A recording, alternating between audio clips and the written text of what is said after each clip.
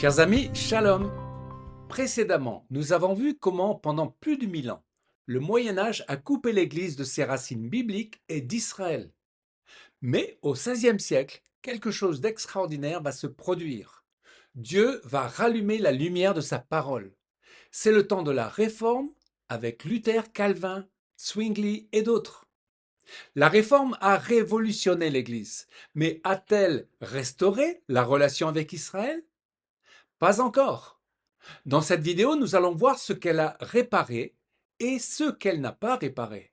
Relisons ce verset de Paul à Timothée qui montre l'importance absolue de la parole lue, méditée et mise en pratique. 2 Timothée 3, 16 à 17. Car toute l'écriture est inspirée de Dieu et utile pour enseigner, réfuter, redresser et apprendre à mener une vie conforme à la volonté de Dieu. Ainsi, l'homme de Dieu se trouve parfaitement préparé et équipé pour accomplir toute œuvre bonne.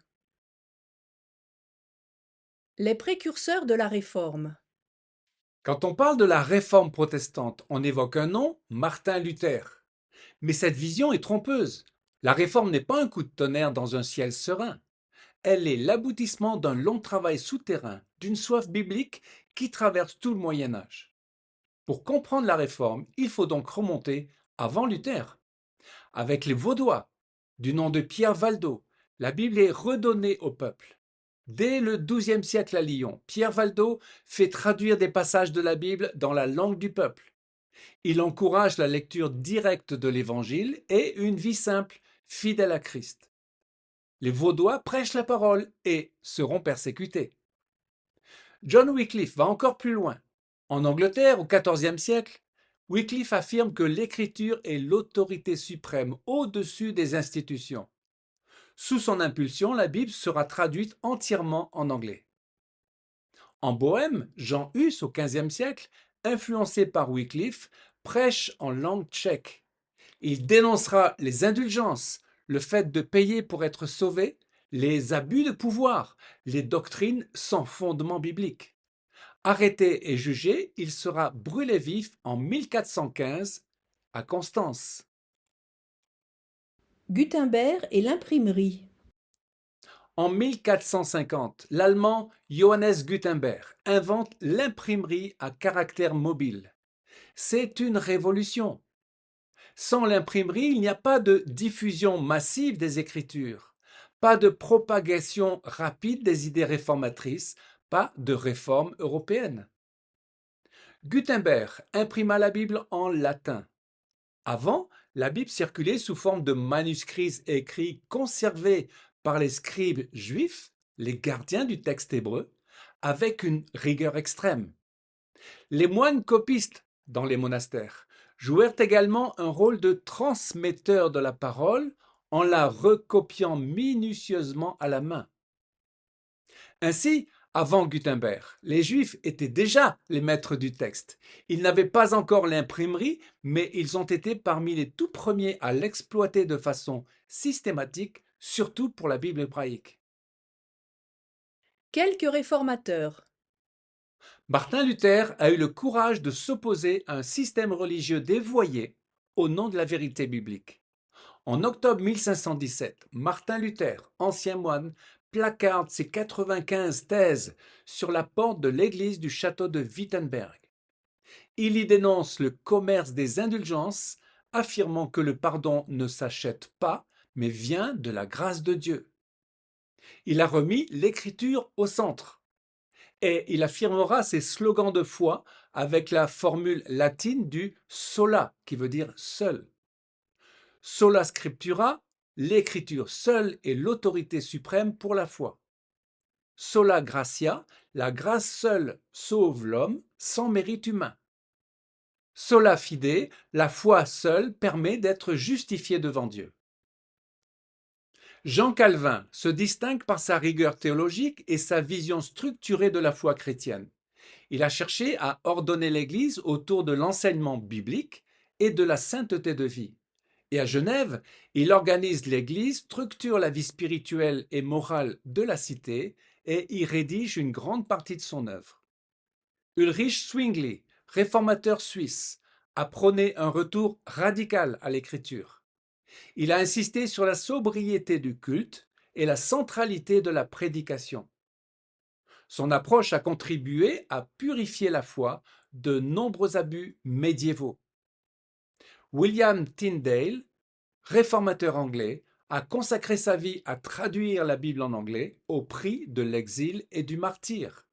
Il croyait que chaque croyant devait pouvoir lire la parole dans sa langue, et son travail a profondément influencé les traductions bibliques ultérieures.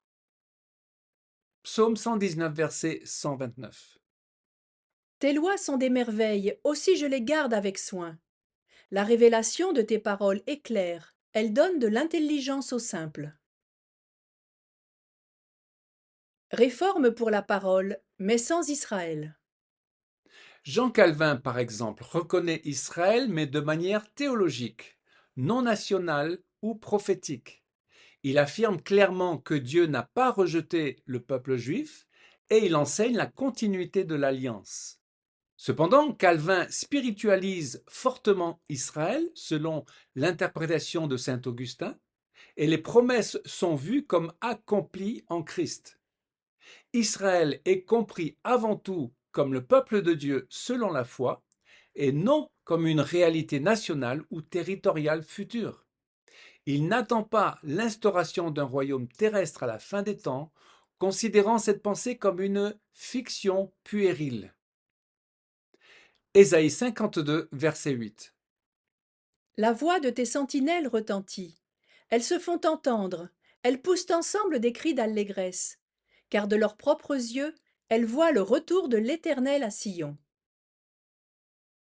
Ce qui arrive à la Réforme est paradoxal. On lit les prophètes sans en comprendre la portée. On étudie les alliances, on redécouvre la fidélité de Dieu. Mais on applique tout à l'Église, très peu à Israël. En d'autres termes, on restaure la Bible, mais pas la vision biblique d'Israël. Il faudra encore plusieurs siècles pour que l'Église comprenne qu'Israël n'est pas remplacé, que l'alliance et les promesses de Dieu ne sont pas annulées, et que la terre d'Israël n'est pas une notion spirituelle ou symbolique. Martin Luther, il n'a aucune théologie d'Israël prophétique, et il a une position profondément ambivalente envers les Juifs. Au début, il espérait leur conversion par un retour à l'Évangile, et il défendait une attitude bienveillante. Mais à la fin de sa vie, déçu par leur non-conversion, il tiendra des écrits très violents et anti-juifs. Une espérance prophétique. Pourtant, au XVIe siècle, quelque chose a bougé. Quelques voix ont compris que les promesses pour Israël sont encore valables. Par exemple, certains protestants lisent littéralement les prophètes. Des théologiens pensent que Dieu ramènera un jour Israël sur sa terre, et des chrétiens commencent à prier pour le peuple juif. Ce n'est pas encore un mouvement, c'est une étincelle. Mais cette étincelle va grandir au fil des siècles. Sans la réforme, personne n'aurait pu comprendre ce que Dieu allait faire au XIXe et au XXe siècle, le retour du peuple juif sur sa terre. Amos 9, versets 14 à 15. Je ramènerai les captifs de mon peuple Israël. Je les planterai dans leur pays, et ils ne seront plus arrachés. La réforme a été un réveil immense. Elle a rallumé la lampe de la Bible et redonné vie à l'Église. Mais Dieu n'a pas terminé son œuvre. Il est grand temps que l'Église du XXIe siècle comprenne les plans divins et mette définitivement aux oubliettes la théologie de remplacement. Relisons les prophètes et croyons que Dieu est fidèle pour accomplir toutes ses promesses. Amen. Dans la prochaine vidéo, nous allons entrer dans une période passionnante du XVIIe au XIXe siècle, lorsque des chrétiens commencent à prier pour Israël et à croire que Dieu va les ramener sur sa terre.